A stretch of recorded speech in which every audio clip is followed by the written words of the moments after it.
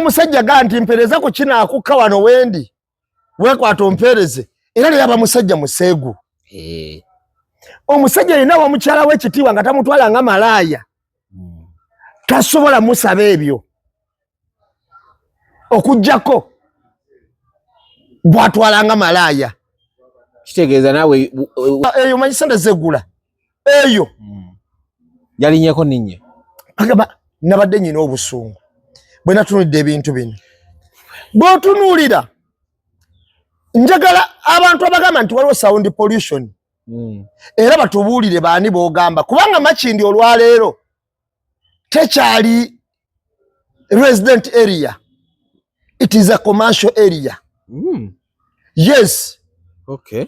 Makindi olwaleero naddala mu Butulodi eyo nga bw'ogiraba from police okutuuka ku bitaala n'okuyita huko okwambuka ne bw'oyambuka nga tonatuuka mu Kizungu yafuuka it is commercial area. Gibale okuva paka tesa bwenga nyingi tegeeza classified gundi expenditures nyingi naye ziri unquestionable 2.6 trillion naye ng'omye abasawo obumbi 28 obuyambesasula bayintaani omye abasomesa just 8 billion omye saturation y'ebyenjigiriza curriculum ojime 3.5 kivuba kuki obala kwanti Minister of Education tateekayo kikono ne tutegeera nti ddala kituufu kyekyo weba mwita mu veti ebyo webito ebyatambudde mu budget eno yabaddemu ebintu bingi byayongezeddwa naye ne tulabamu n'abantu buli omu yayogedde nga bw'ayagala buli omu yakoze nga bw'ayagala naye kituufu budget bwetu yakoze eki bwe yatambudde kati nageza okulaba muvumye Kisitu and it's no longer funny. Mwalimu tuddekawo ne mwebuuza ani ataakatambi oba ate obutambi buno lwaki tetutandikiraawo. Uganda Police, I'm starting to think you guys enjoy watching these videos, nude videos and sex tapes, because why don't you usually summon the person in the video ne tutandikiraawo n'abalaga gwe yakawa kyeni netandikiraawo paka ku yakatadde kubanga mu byonna aba yakatadde ye main problem. Fenna tuleme kwewunza abali waneeno. We all do a lot when in love. We all do different things ebintu byetukola si byerimu. Ate abantu abeeyagala beesiga weesiga omuntu naye nga tomanya ani gwe weesiga. So instead of condemning omuntu gwe muba mulabye mu katambi buli kaseera omuwala nembeera kuneno ne crucify, why don't we go back ku drawing board ne tugamba ani yatadde akatambi emizo gineeno gikome. Muvumye omwana banayagala obuzibu mulina obulwadde mmanyi bumu mutwe lubuto na musujja temukimanyi nti nno gyeri ekintu kyebayita depression nti omuntu asobola mu depression becoming suicidal neyetta mumanye embeera oyo omwana gyali musaawa eno Kisitu Kirabo whatever her name is mumanye embeera saino gyalimu. Have you even tried to ask nti banange oyo omwana kati aleta because obutambi obwafulumye they are not the usual sex tapes simanyi nude videos. No, we also the disgusting video nga bamukuba mu torch kye yali tamanyi na kumanya. She had no idea. That's a very huge score on her. Ne mumukonde eminze bakazi banne mukuba screenshot mubuteka mu comment section abasajja banange Ugandans, let's be human. Atule mwana tali problematic kuno kulikanga abaana living your life baje nga bali problematic baba bavuma buli kasenga and do that, but she's not problematic. Oba akola bichi oba yetunda yamanyi. Tell y'all, I was already on OnlyFans when I met him. That's one. Second, we mutually agreed for these videos to be on OnlyFans. So no, I'm not using him and I'm not using him for views. Matter of fact, when I met him, I didn't know he was famous. Let's get that straight. Bitch, I'm seeing old women and old men asking for more videos of us. Why don't y'all watch y'all age porn? You guys watch him grow up very young and y'all are watching him. It's weird, genuinely. So I'ma just consider you guys as pedophiles. I'm not a minor, but I look like a kid here and there. we're only 20. Y'all are like 40, 50, 60, 70, 80. Like, shit, get off the internet. Y'all going crazy on Facebook posts. I got a baby on the way, and this how y'all do me. Stop tagging his dad. You're weird. What the fuck? Leave the ex out of this. I don't like her. She's also a predator. Wasn't that kind of concerning for y'all? And y'all let that shit happen? Okay. Leave the boy alone. Mind you. Baby on the way. I'm 6 months. I'm about to be 7. You see this line? You see my titties? Yeah. Y'all was Okay, tuli kula Truth Media, go subscribe, follow. Wotulabira obudde bwotulabirako esaawa zotulabirako zeezo. Ebintu bye tulimu ebimu bya nyiike. Actually byonna bye tugenda okwogerako leero bya nyiike. Tulinamu budget, abantu bazze bambadde black. Ebintu bingi bya happenings mu budget. Ojja kunnyonnyola black eyo. Abantu tebabitegeera. Lwaki bambadde black abiki. Tulinamu abaana obutambi bususse. Okweyambula kufuusa okweyambula. Then tulinamu NEMA KCCA. Mu act yaabwe, mu constitution ya KCCA, ne NEMA, bakkirizibwa okukwata sound pollution.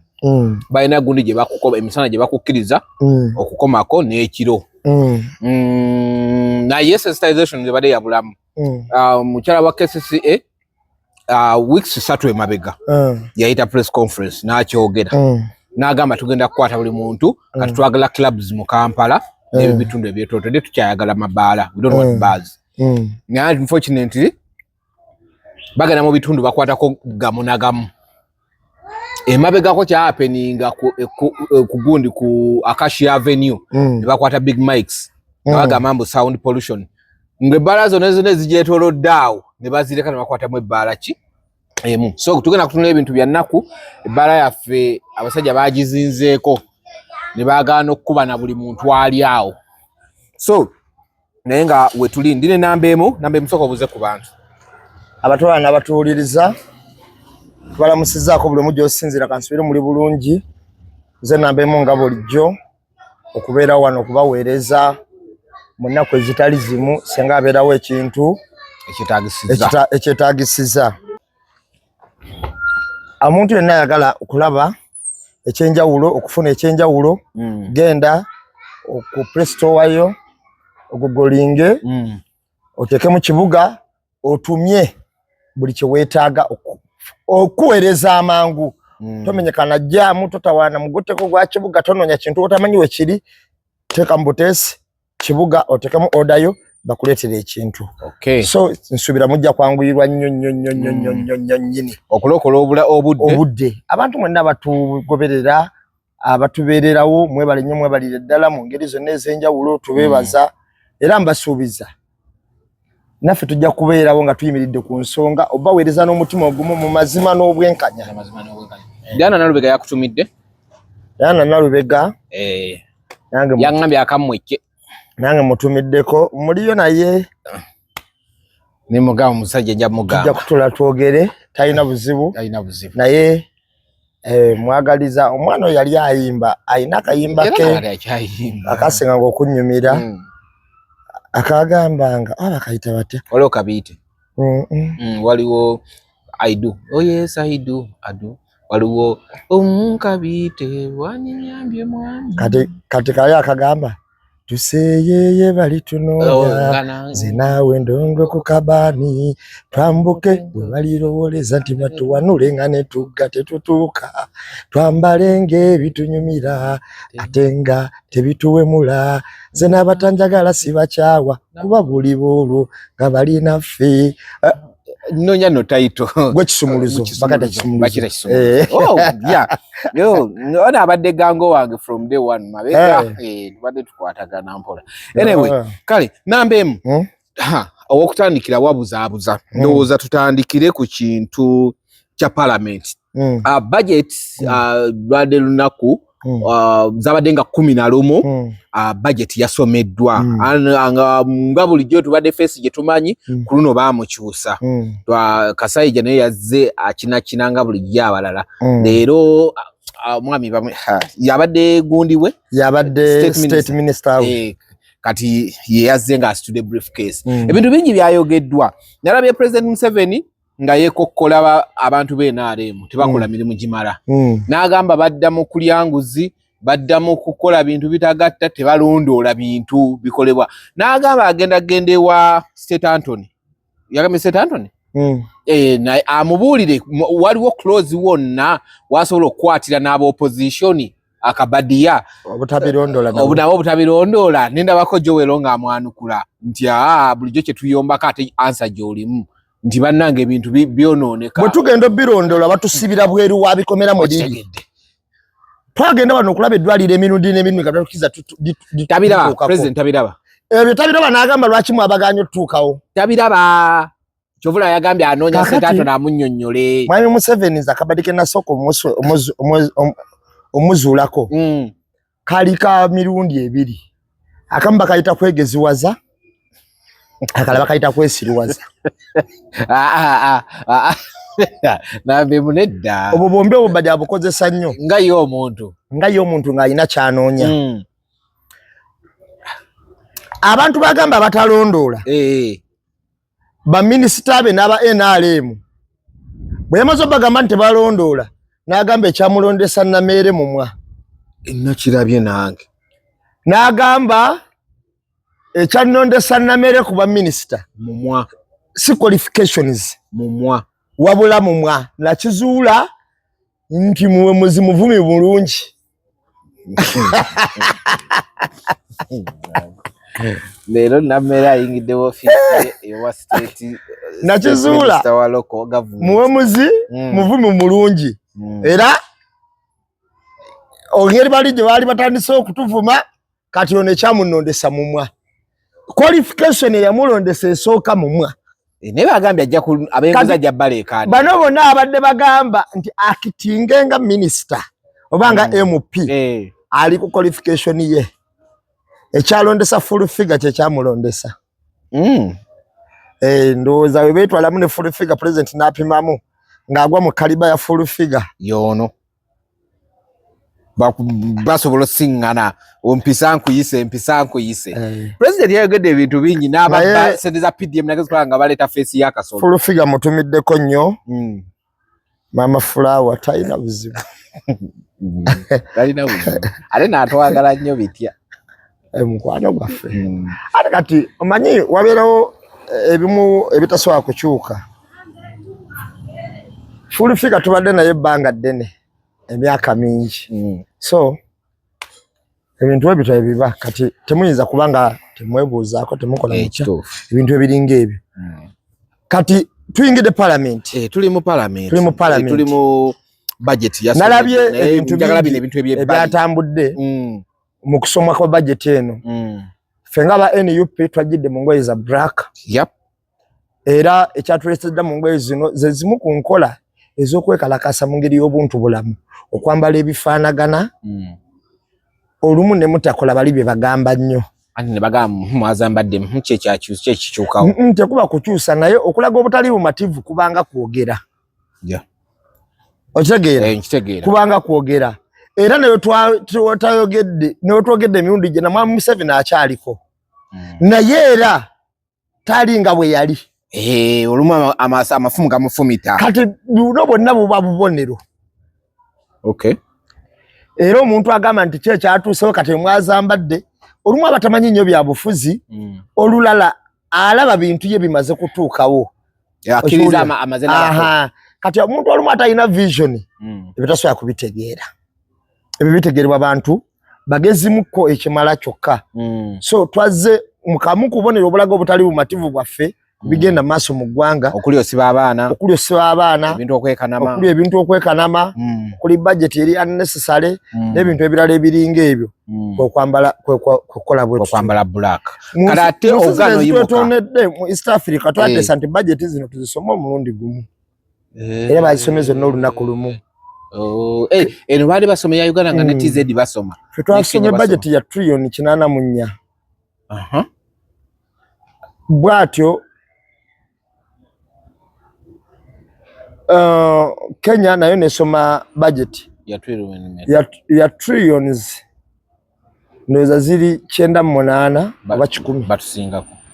Kenya erimu Uganda 2 n'ekitundu. Ye tubasinga ba ministers ne ba MPs. Nesente zaabwe bwe kikulu zikola. Ate bali yabwe eri waggulu ko kuyafu. Babalina ne support. Yeah, true. Bayingiza kyanjawulo okusinga mufu. Ana support president yatugamba atya. Yegezebwa za bwegezebwa za kyenagambye. Ajajisengula. Ekyo kyenagambye kinatandikiddeko byasinga okukola. Akola ebintu bibiri abikola bulungi. Kakati Tanzania nesoma ya trillions 12 oba 3 oba 13 kyakabya kajanja. Ne okay ozisoma ezo bali kubanja ngeri afefa abasomeye. Tibufe tuli wala nnyo. Tubasinga ebbanja. Fund twayisadda mu makati. Gebbanja eziri ezekedde okwewola. Batubanja trillions 13 kati. Kweno financial year basomye. Yes, 13. Mu 13 wano we basomye nga tuyina okwewola. Fe mugwa tuyina okwewola trillions ngana. Ana munyaze tuyinawo zizina okuva misolo. Osolo tambuza eggwanga. Eno financial year. Kati bwe tuyimiridde. Rwanda yayisizza trillions 18. Abo batono. N'obuwumbi 600. Abo bali okay. Eziba mala. Eziba mala. Burundi neyisa trillions 8. Bali n'abantu. Trillions 8 n'obuwumbi nga 9. Tebalina byakola oba tekuli tebalina ababbi anti gye tuko mugejja jjukira n'ababbi b'abaali tebalina ababbi. Kati bwe twasomye banga gabadde gatwetoolodde ag'enjawulo. Naye bw'oba otunuulidde wabaddewo ebintu eby'enjawulo bye twatunuulidde. Okwabadde sukaali yalinnye. Mafuta ne galinnya. Butto n'alinnya. Omwenge ne gulinnya. Omwenge gwalinnye. N'ebintu ebirala bingi. Ebintu byazze buzi wansi. Mu nsi emirimu nga gibuze abantu nga bavudde ku mirimu. Mu nsi eyo bo nga balinnyisa byakozesa. Necessities abantu bye bakozesa mu bintu bya bulijjo. Emirimu nga gisse wansi bati balinnyisa bulinnyisa. Kuba okulinnyisa butto nga almost bw'oba otambudde olw'eggulo oyinza ogamba ensi yonna ekozesa butto. Omenye abantu abadde bakozesa butto mirimu gibaweddeko. Liita bagyongeremu nusu 200. Ate n'olinnyisa butto kati omukozi addewa. Kitegeeza bagoba bantu mu mirimu. Bw'oba tunuulidde ebintu bino nga ebyatambudde byonna at large nga tubitwalidde wamu. Twabadde n'ebintu bye twatunuuliddemu eby'enjawulo okugeza. Bw'oba tunuulidde badokita bano abali ku intern. Yep. Nawulirako juzi wano nga beekalakaasa tebafuna $5. Nawulirako nga bakaaba tebafuna $5 abali ku intern. Mu budget ere yayise. Badokita abali ku intern. Badde balina okuteeka wamu bilioni 28. Ezigenda okusasula abakozi abali ku intern. Naye nga bazibawa. Tebabateereddemu wadde 10,000. Good. Nabawulira juzi nga bakaayana. Era mbadde ntidde nti bazibawa. Tebabateereddemu wadde 10,000. Mu budget eri ewedde baali balina mu billions 28 zebataafuna nga sente za kusasula ba intern. Zebataafuna naye nga bakaana naye nga zaayita. Kati kuna ate bagenda kaaba nnyo. Kati baazijjiddemu ddala. Kitegeeza. Luli baazisa ne batazibwa kati baazijjiddemu ddala. Kitegeeza kinambeemu. Intern bajja ajja kujja tontawanya naawe. Ate nga ba intern naku zino bakola ennyo. Wabaddewo bilioni 8 mu budget. Bilioni ezo 8 zibadde za kutraininga to train teachers on how to mark how to mark a new syllabus. But nambe and laba mobegera ba training la first of all facilities za teacher training colleges mwazijjawo.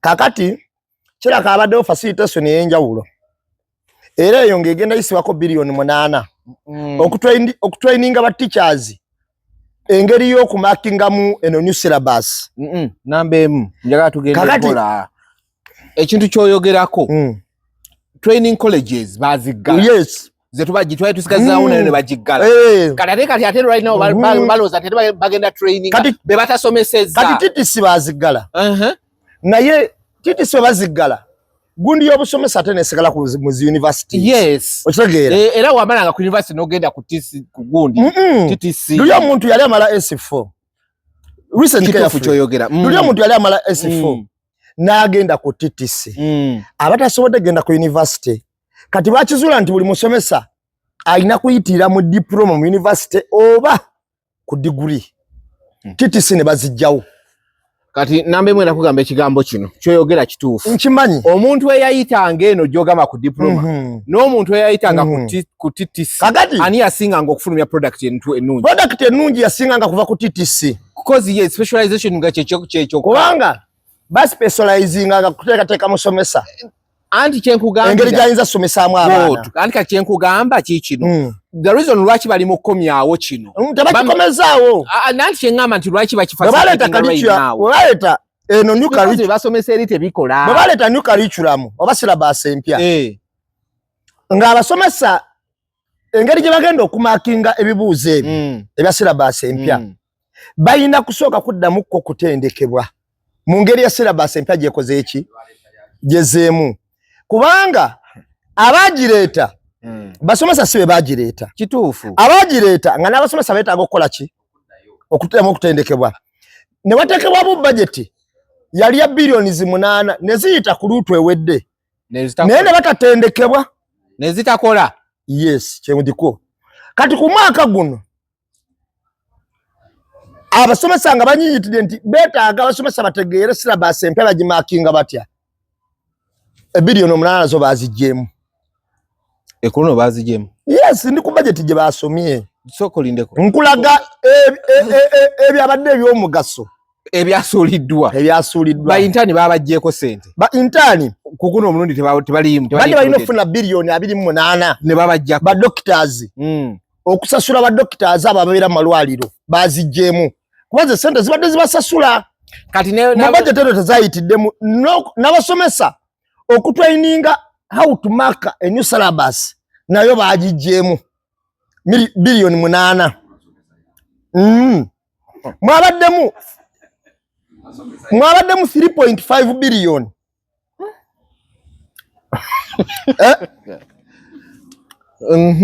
ezo completinga new syllabus era tenabakuba completed kati baleeta yaki giteka mu practice kati yabadde ebulako 3.5 kyokka nazo bazijjeemu which is tugenda kuba ne syllabus etali completed kubanga facilitation to complete that syllabus no facilitation as per now bigenda kubuzaabuza no okumuzaabuza kwandibadde akati mu budget ovuga emmotoka etenaba nakugenda ku testing ekyali mu guni mu factory yes ekyali mu factory bakyali ku test kyenyiza okugamba kyokka ate wano baga nti ze tulina ovuga kakati abaana bagenda gwa abaana baffe bagenda tegera bye basoma naye kati wuliriza ndaba wano obuwumbi 211 ate zo zayisiddwamu for welfare affairs and entertainment for the big people be bad kikyotegeeza big people kikyotegeeza zayisiddwa ku ba big people kakati obuwumbi 21 za welfare affairs and entertainment for the big people ba big people bengamba beba ba ministers zibadde nga ziyita anti kyekugamba ziri teziyise ezabadde basosolowoza naye bayise obuwumbi 211 ziri mu limeka kwabule badde ziri zibadde 28 ne tugattako 8 ne tugattako 3 ekitundu tezitukana mu gundi naye mu entertainment and welfare ne bayisaamu 211 abana abasajja balina okwegatta kakati ne tuyise wano obuwumbi nabadde ntunuulira mu budget eno mwabaddemu obuwumbi 536 bilioni 536 ngezo zigenda special meals and drinks for the big people. Ndeka kali wali ku entertainment kibamalira ne meals baziwadde special attention obumbi 5 awula tunayogera ku eza abazikunganya boze basaba nkuwulira kiwano kyenkulaze wali sose nenkulaga ebyabadde byetaagisa nenkyuka nenkulaga ebyabadde biteetaagisa eno onfuna bulungi nkulaba wano kati nkulaga ebyabadde unnecessary ndabiwadde first priority naye nga babisosowaza obumbi 536 bwabadde bwa special meals and drinks for the big people. For the big people.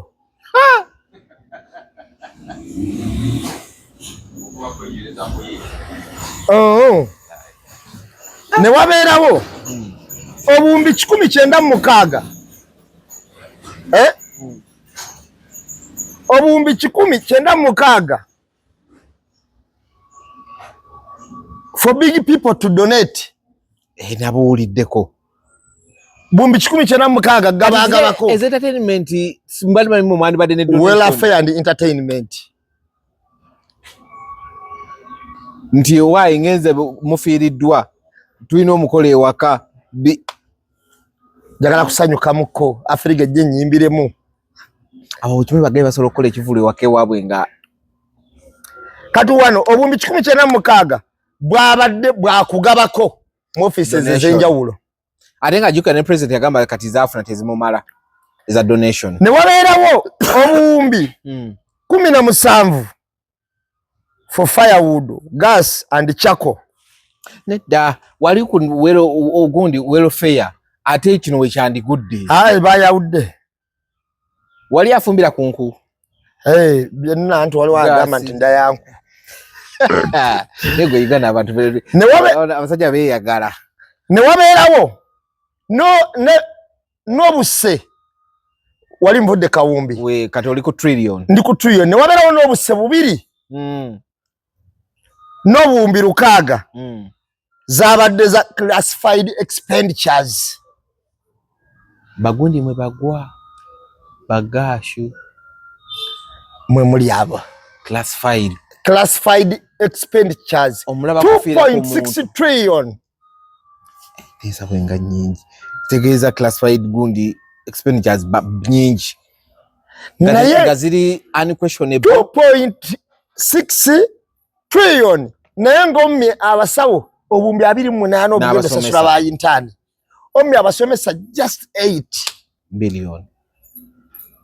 Omye saturation y'ebyenjigiriza curriculum ojime 3.5 kivuba kuki obala kwanti Minister of Education tateekayo kikono ne tutegeera nti dala kituufu kyekyo weba mwita mu vetting yajja ebyo webito ebyatambudde mu budget eno yabaddemu ebintu bingi byayongezeddwa naye ne tulabamu n'abantu buli omu yayogedde nga bwayagala buli omu yakoze nga bwayagala naye kituufu budget bwetu yakoze eki bwe yatambudde. Kati nageza okulaba ebyo nabimaze okusomwa nga president agamba sente za PDM bazibba era ayagala baziza abazibba. Wamulabye gwe yawa PDM tamumanyi anti kamera netuleetera kasolo. Ate mufu kyomubakira awo yagambye ate yawadde bano beyawadde yawadde bifo bya local government. Nagamba Mwai Museveni okusiruwaza kyekimu kyekimu ku DNA. Nalabye omusajja nga yeemoola nga boogera n'asirika ne baleeta Nabbanja ne baleeta Kasolo ne bale nga kati abantu obalina tulage nti okulaba kabbira awo talina. Anyway, tusooke tuveeyo budget bwe yatambudde. A lot was happening. Bantu baganye situko mubuuza ng'ayize baganye. Leero gundi yeegagamudde namulabye ng'ali active we Kampala Woman MP. Ayina olumu kyayagala okakasa naye nze nja kuba musanyufu ng'akoze. Nange nagambye kubanga kyenjagala okukola ekyo kyenjagala. Of course sinza nakikuba nkuba bw'atakola bw'aba akoze. That's good. Ekyo kyennyini kyenjagala. Nendabako omukulu Mulyannyama ye statement ze waziwulidde. parliament tabitegeera bibateesa kasoke yetegereze taba mukyamu ate madamanyi twamuwa akalulu nga tumanyi already eri atandikirawo kuba kyekigenda omubaka yenna okwetegereza kya buntu kamalo kikubuulira era ndabye bangi abagamba kati twamuweera kimu tusonyiwe ebiki bya kisiru omubaka yenna okwetegereza kya buntu abaka bangi babadde mu parliament nga tateesa nnyo naye ng'ateeka olumu mu bukiiko ebintu engeri gye bigendamu oba olumu tasobola kugusa bulungi ensonga nga bwe yali agadde ku fulo lopu gwe mulimu gulumu n'akola ki n'amuyambako amazima gali nti mulenya mwaga nti annabitegera bulungi bakabeera mu wiiki 2 kayetegereze wiiki zokke tekirina buzibu bamulonda nkugambye kayetegereze bulungi era wamala okwetegereza ajja kuteesa nga avaamu kyaki era bwe yagamba kyamakulu kasoka tayigera kuteesa fwa omanyi olunaku lumu Geoffrey Tayo yote yateesa nnyo yateesa lumu naye namulaba nga ateesa naye olunaku lwe yateesa yateekamu n'okulabula okw'ennimi ez'enjawulo ng'alabula Anita Among kyatuse ku Anita Among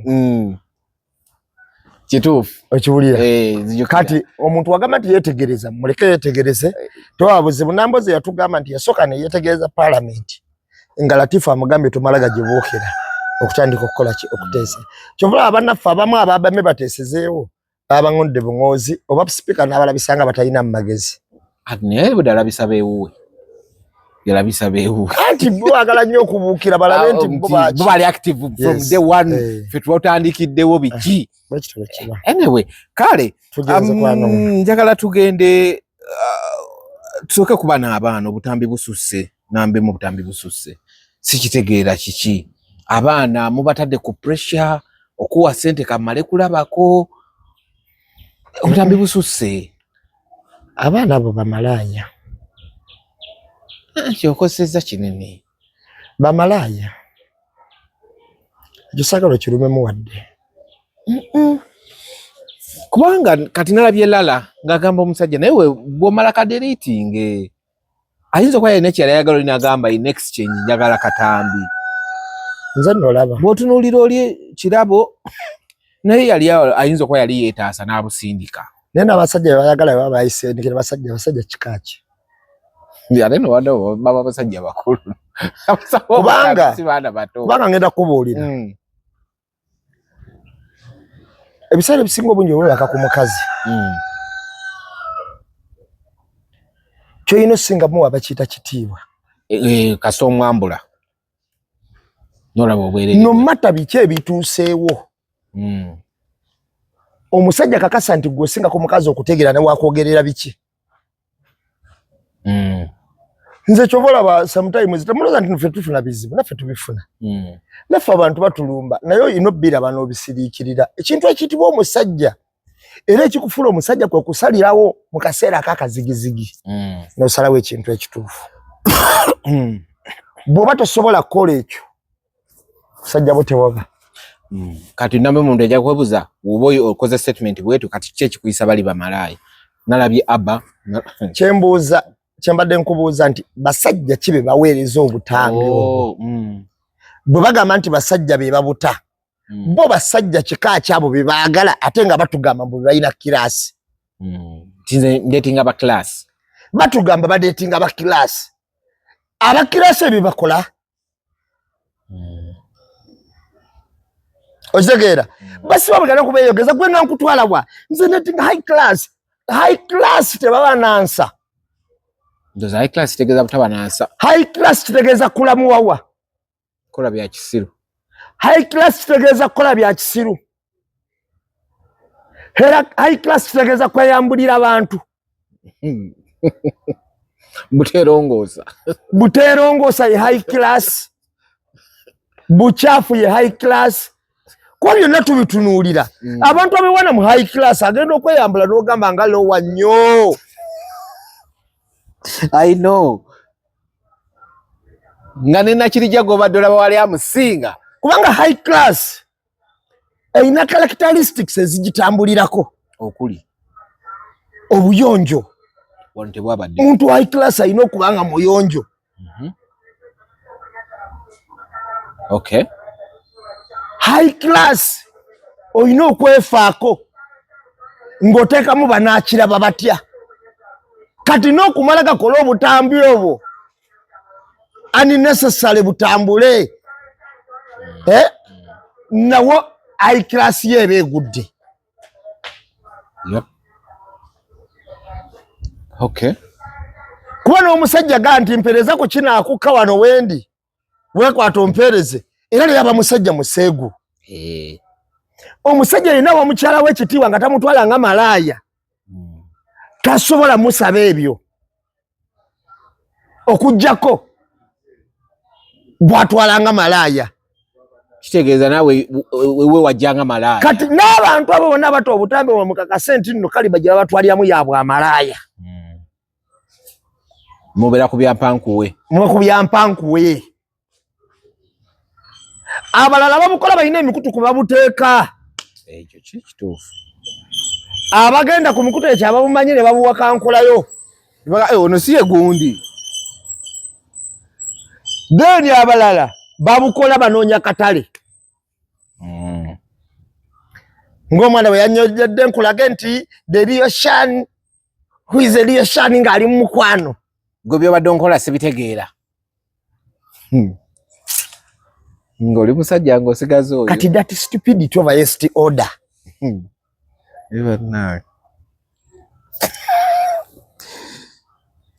Era wa planning omutwala okimanyi nti wanaaba tabitegedde ng'afuna omulala gw'aleetewa ng'akuweereza akatambi. Era ndoza mwalabe n'obutemu bw'abakazi n'aleeta omunaaga nti eno mwanyi n'abeerawo ebbanga lyonna.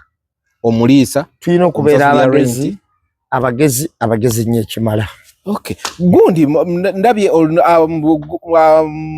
girlfriend wa Abba Makas Mayanja mutabani wa Jose Chameleone avuddeyo n'ayogera ku mutimbagano. Excuse jawadde abuzizza nga Michelle bwe yakabasanyanga Abba temwayogera. Mbadde sente Michelle yakabasanya Abba. Anti Michelle yali asinga ku Gundi ko Abba mbu yali amukabasanya. Ekyokubiri n'agamba nze okwagala Abba yali akimanyi nti nze nina account ku gwo mutimbagano ogutunda era byonna twabikola akimanyi nti ngenda biteka. Ekyokubiri nze wetweyagalira ne Abba nze saamanya nti ali famous nti oba taata we w'amaanyi nti ebyo ebintu birituuka wano. Ye excuse gyawadde naye agwentegere ne Abba already yali amanyi nti bagenda kukola ssente. Ye obutambi teyabukola kinyumo. Omwana ali mu kukola ssente mu America gyali. Bebana bemusindika mu America omwana kagende America afune standards ki? Abula nze simanyi lwaki abaana abagenda ebweru abamu bayonooneka nnyo. Kyo kati waliwo benda banga bampisa nnyo.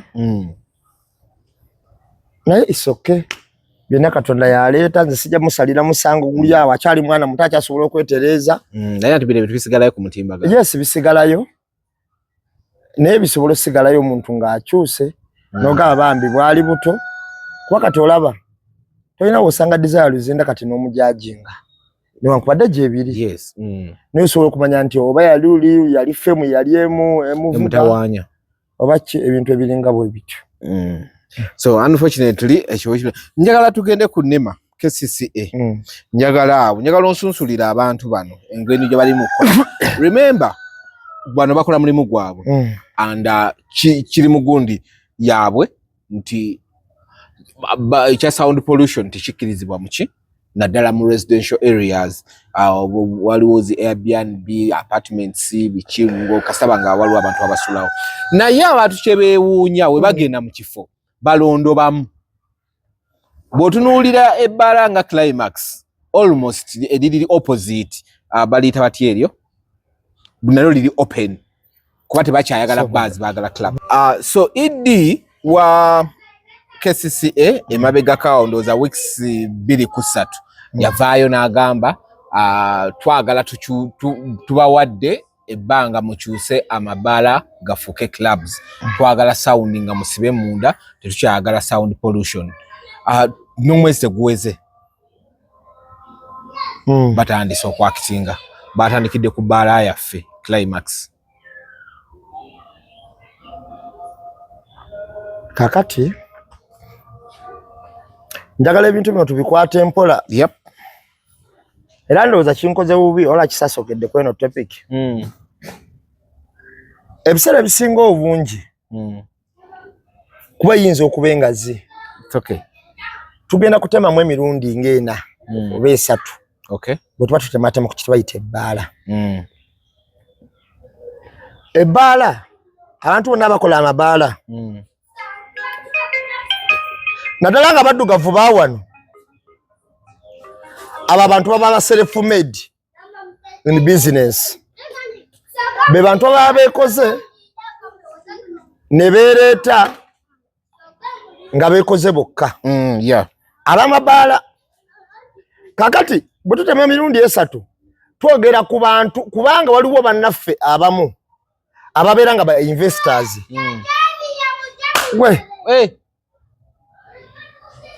Ba investors abo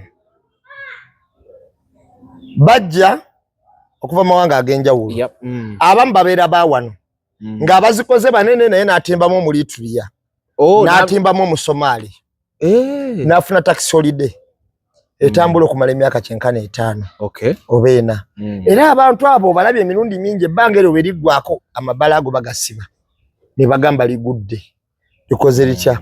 Abamu ne balikyusa okudda awalala. Abamu ne balikyusa erinnya. Ekyo kirabye bulungi. Kati abatali bannaffe abali awo ba investors ba self-made bananyini mabaala ng'abo baddugavu baawano.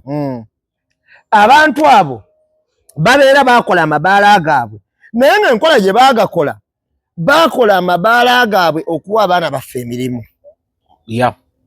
Bakola amabaala agaabwe be basinga okuwa omusolo wano. Kati olwaleero nze nyina ebintu nga 3 bye ndowooza nga amabaala g'Abalitulia n'Abasomaali gakkirira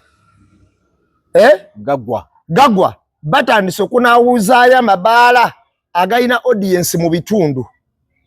Kirizo bagaana mu Makindi ennamba ebbaala esinga okuba ne audience ey'amaanyi eri class muko Climax. Wetolola wano wona. Yes. Ngamba nga wetolodde katogenda eri ku Paradigm. Mtotuke. Togenda eyo zikansanga yena mu Bbunga Dabuziga Makinde mu Kizungu Kirya Salama Road ogitukire ddala ng'emunyonyo. Gisale booti gata munajja nankumbi awo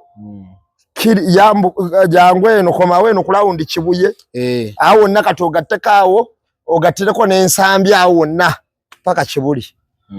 Ebbaala esinga okubaawo ng'eri class Climax. Okiwulira? Kakati nga amabaala nga ga Nolivi nga ga Kasiki nga ga H2O nga ga yes Femu Plot 80 nga webale nnyo ne Maison nawulidde nti naye eri mu Kasuubo ngazi good exclusive nga zikkirira ez'abantu baabwe bali abafuna tax holiday. Ate kati bakulaga nti baagala bakwate ku mabaala g'abaddugavu kubanga abaddugavu nawadde baakibuuka. Batya abacakaze baakibuuka ennaku zino. Abacakaze ennaku zino basinga kubagira amabaala g'ababayi baabwe. Bw'oliraba ddi oliraba ddi gundi ani oliraba ddi Omulitulia ngaze ku bbala ya Lumuwagira nebbo babeera bayambibwako gavumenti ate okunyigiriza bannansi basanze mu katale. Okiwulira? Kati ekyo ensonga emu. Ensonga ey'okubiri ne tutunuulira self-made ono yeekoze n'abeerawo gavumenti erina kyemuyamba tafuna facilitation. Naye katugambe Climax eyo giraba eri mu Makindi olowooza eggombola y'e Makindi ng'erina function yonna awo ku state council Makindi olowooza mugaga ki gwe basookerako mu Makindi wano lule mu buli ngeri Climax era gwe bawa tuyambe kokko taata ku nsonga eno. No banonya bakuba lukunga. Police ye Kato police station. Olozanga ina function yonna yetagama akasente. Ani asookerwako. Climax. Era lule yasookerwako. Bw'otulela nyini Climax ekitole nnyo akozesa abakozi abali mu 10 n'okusoba. Kituufu. Misana kiro abalongoosa bangi. Alina ba DJ aleta ba guest DJs. Kati abakozi abali mu 10 gweze omenyeewo osombyemu ebyuma mu Climax obitutte. Ebyuma bya millions and millions of money. Bano batunulidde bagenda kulyawa. Kitwa kifaako bo. Naye gwe oli wa NEMA oba oli wa State Council. Naye bino ebintu olina bitunuulira ennyo nga temunnakola bintu byammwe bye mukola bya kisiru. Mwe mugenda muzi woofiisi mugenda mukolera misaala. Bano abantu ababeera no bannannyini mabaala bano be batondawo emirimu ne mujja ne mufuna emisolo mu mirimu gye mutabayamba kutondawo. Otegera kye nkugamba. Ne mujja ne mufuna emisolo aba mu mirimu gye mutabayamba kutondawo. Ate mu kifo kye mwali empowalinze emirimu gyabwe obusobole namwe okufuna mugezaako gisuula ng'era kye kigendererwa kyammwe. Gavumenti eno ekibi kyekola temutondawo mirimu. Wabula abantu gye batonzeewo mwe mulina okusoleza emisolo ate mugezaako basuula okugeza abantu betonderawo boda. Tewali ogani ya gavumenti yavaayo netondawo boda. Bwe woloka nga boda weeziri notago giteekamu ebibiina 10 simanyi biki byonna nga babyagala ne batandika okubijjako omusolo. Ne mu takisi bwe kyali abantu betonderawo takisi. Mirimu gyabwe individual abantu bazetonderawo ne mala ne mugiwamba. Ne balo omuntu akera ku macha ne kati olwaleero gavumenti yawamba dda takisi naye ng'ate abantu betonderawo omulimu ogwo nga teyinaamu kakode wadde akampawalinga nti tubayambe bwetti okwekulaakulanya. Tubatere mu takisi 10 okusobola okutumbuka. Kale zikole ku welfare. Otegera bye nkugamba. Kutegeera. Kati olaba nannyini bbaala nga lule obanga olaba Climax ebbaala ya Climax eyo ekozesa abantu nkugambye abasukka mu 10. Kakati abo njogedde bakozi. Kakati Climax weeri yonna gyetooloola gibale. Omwami weyagala ebbaala eyo abantu abalinaanyewo abo bonna abatunda bu botiki biki byonna bya bodaboda biki batuuka n'okwagala okusonda ssente bamuwe akomewo akole Climax nga balowooza talina ssente zigikola ki. Nabagamba bonna ebintu byenatuma ebyakeerewa. Essente zino ebintu byakeereje buki bukeere natumya ebintu ekyayina ebyegikola naye byakeerewa. Bw'otunira Climax omusajja oyo yagisabika ku sayidi eri ey'emabega. Kyokka ne waba oyita mu kkubo era owulira bulungi sawundi y'emmotoka nga sawundi y'obbaala tomukola ki? Tomuwulira. Kati sound pollution esinziira ku ki? Okusiba ebbaala y'omuntu oba okubba ebima by'omuntu byonna bikola ki? Babbye bibbe. Kuliko abadde kubba. No, ba confiscate. No. It was a raid. Kubanga kunyagulula. Tebiriyo ku kesi. Kubanga omuntu awamba osooka n'omanya ne value y'ebintu by'otwala. Nena libo omusajja nga bakutegundiye mixer. Omusirikale agirinnyeeko. Nembuuza emikisa eyo manyi sente zegula. Eyo. Yalinnyeeko ninye. Agamba nabadde nnyina obusungu.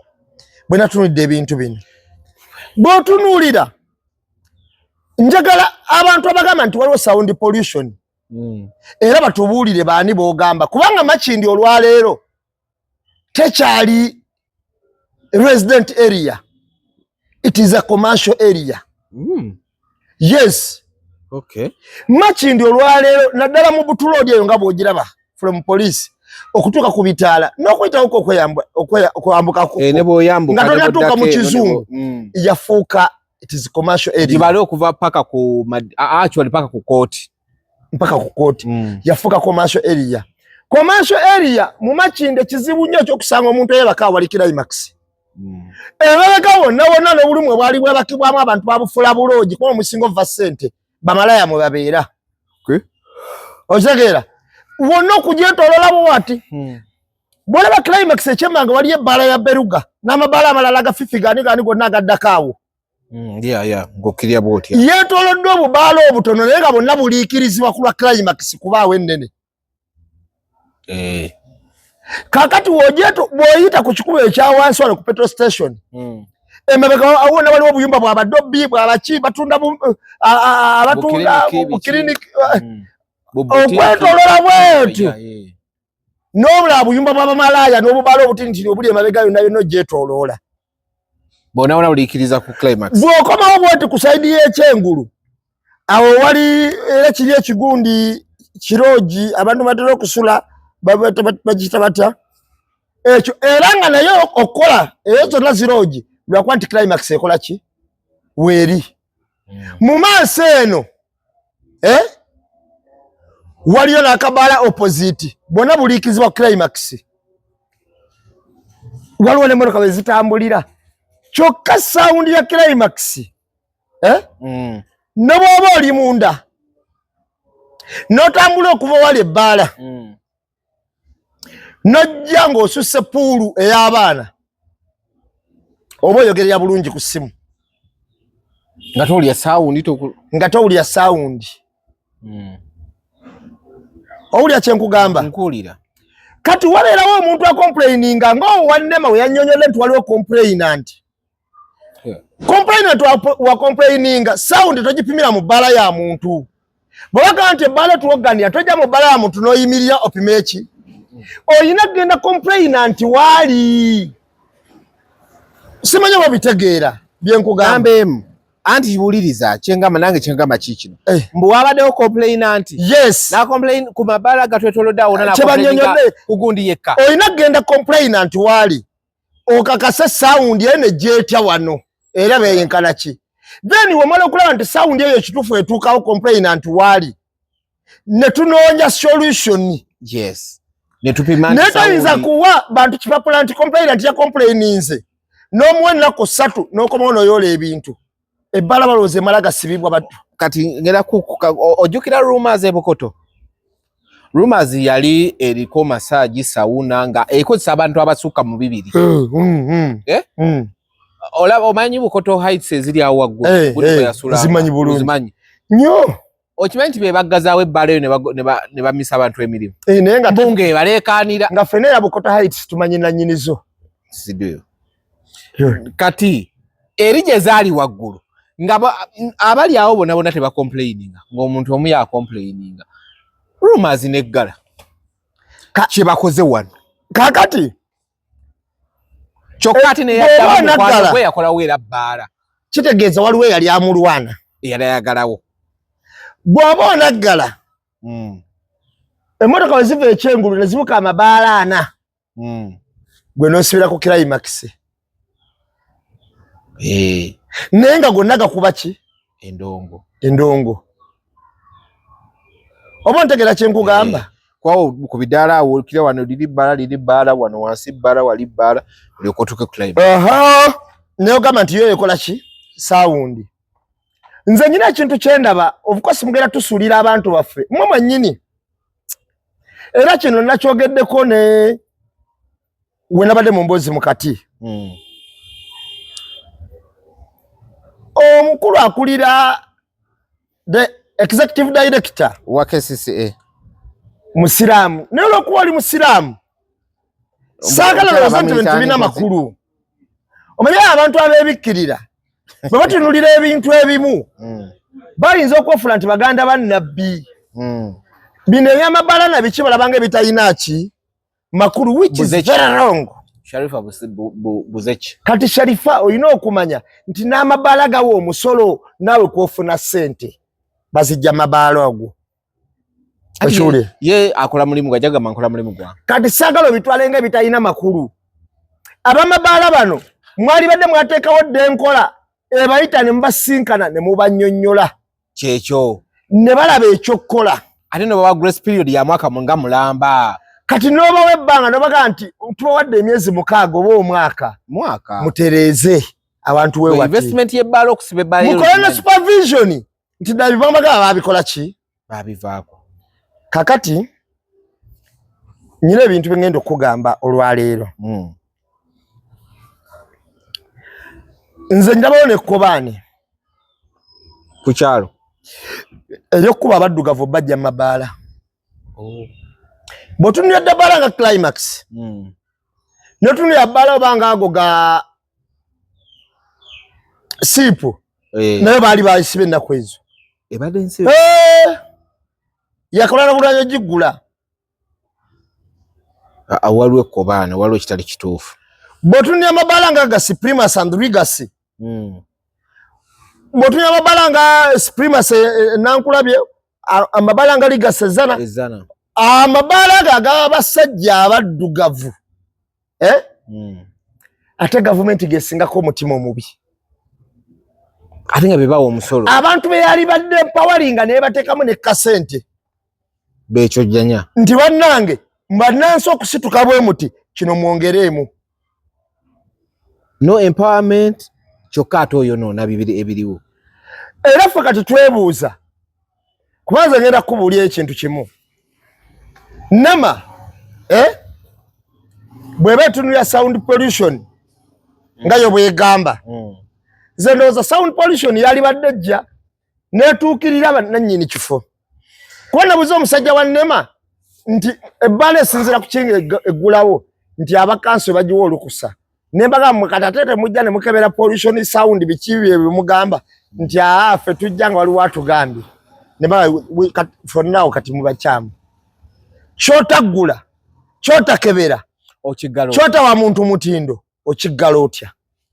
Yala ategera ate ekisanaliza mize mwagala. Tazimanyi. Kubanga enforcement, olina okubanga oli okola enforcement kusinziira. Kiki wawa guidelines yazivaako. Kakati ekyo kikulu nnyo. Abantu abamenya abatwala ebyuma by'abantu. Abazinda amabala g'abantu muyinza okwadde mukola nko ku business. Binadde ebyuma. Naye you don't know what it takes. Okubeera n'ebbala nga eyimiridde nga walaba Supremacy. Okubeera n'ebbala nga eyimiridde nga walaba Climax. Tomanyi kyekitwala. Tomanyi kyekitwala kuba na bbaala eyo nga walaba Climax. Investment yokka munda. Tomanyi sente mmeka z'abaataddemu. Tomanyi mabanja ameka g'abaaliko. Okuteeka mu kifo ekitundu nga Makindi okukiteekamu ebbala eringa Climax. Kati gwe bw'ova eri n'otika butisi bintu bya muntu. Ng'omuntu oyo tomunnyonnyodde. Walina okubeerawo dialogue. Before. Ne mutuula ne mudda ku mmeeza. Ne mwogera. Kyusaamu wano, tereezaamu wano. N'omwana period of time, not 3 days. Nze ndowooza kino kikwata ku bakulu ba Nema. Kino kigenda mu bakulu ba State Council. Kikwata mu ba enforcement. Both sides, Nema and State Council. Temukwata bintu bya mutasomesezza bantu. No sensitization. Tukwatanga tteeka ligamba nga tewali sensitization yonna gye mukoze mu kitundu. Kusomesa bamabala mwali mubayiseko ku kanso. I believe neteka elega mafasi. Mwali mubayiseko ku kanso ne mugamba abamabala tubayise tubanyonyolemu. Sisuubira. Waliwo wa State Council yali azzeeko oba wa Nema yali azzeeko n'agamba nti nzize wano kusomesa ssebo mukulu muliwa. Wano njagala mukolewo bwe muti ne bwe muti. Lwaki muleetera abantu omutima omubi? Bannaye mbabuulire bantu mmwe. Mukasenya abantu mulina kye mubanoonyeeko naye olunaku olwo muli kifuna. Kamala okubuulira. Nawulidde obulumi. Nga ndaba batika ebintu bya Climax nga n'ababitika bawomogoza we muwomogoze. Basikayo bisike. Era bigenda kudda nga byafa.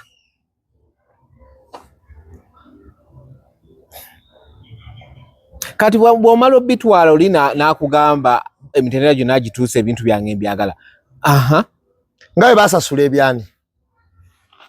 Boonoonyi ate boonoonera abantu abatandisewo emirimu. Nze siranko gavumenti.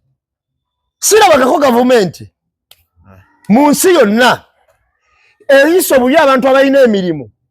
Ng'ate abatalina mirimu beeyita beesosowaza. Bano abaana bageta structure baki. Bana bageto. Mabbi.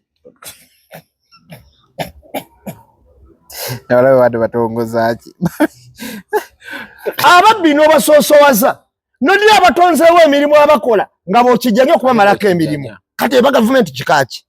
Yagenda kwesembereza ba. Ene government yokka kijjanya abakola nga bekwata beesiba. Esanga atembera mufujo mu gazeti nga nemusiba n'ebintu bye n'ebitwala. Bulungi nnyo. Nesanga basala ensawo n'ebayitako. Tebalinaako buzibu. Ne bagawa. Era wano mu government kasitobera nga tolina kyokola obeera okke. Mutu bakulinaako buzibu. That is stupidity of highest order. Ayongera bwavu mu bantu yagamba taga kwesembereza baavu. Kubanga Mwai Museveni yagamba taga kwesembereza baavu. Era kuchakola abantu kyovala babatya. Atabagala bayija musigo. Bwatuka mu bantu amanyi distance yewa. Asigala na ku motoka waggulu. Aba fulumente be ekibenga watandise okuba abantu kiboko temuyinga okuba. Kituufu. Aba fulumente batanalowooza fuluma agenda ku mu kibuga. Kakati embeera bweto bweri obuka obwebuto obuli banaye mbabuulire inarati eri abamabala mwenna. Omanyi bagamba ekinaakulya ogoba kijja. Ekiri otabaala kira nasigadde wakati tuleyo ne weyibaala. Ngowoza bakutekera imakisi. Batutebya kula imakisi. We muterwaneko. Bwe mutasituke. Ekirava climax kigenda kujja wo. Ekirava ono nga kidda wa mulala mpaka nga bakakasiza nga bamazeemu abaddugavu abasobola okwetonderawo emirimu amaanyi. Olwo ebifo byabwe oba ne areas ezo olabe balance tusebo nga ya mulitria nga ina taxi holiday nga temusobola nagenda kusaba emirimu. Baganda bange nga ate akoze ekintu kyekimu kyennyini ekibaddewo. Tukwatire wamu naye abantu bano mbabuulira. Kale mubadde balabi balungi mwebale kubeerako wetwe tubadde olunaku olwaleero tusinkane wiiki ejja tusinkane mu mboozi mukati olw'omukaaga n'olw'essande mweraba.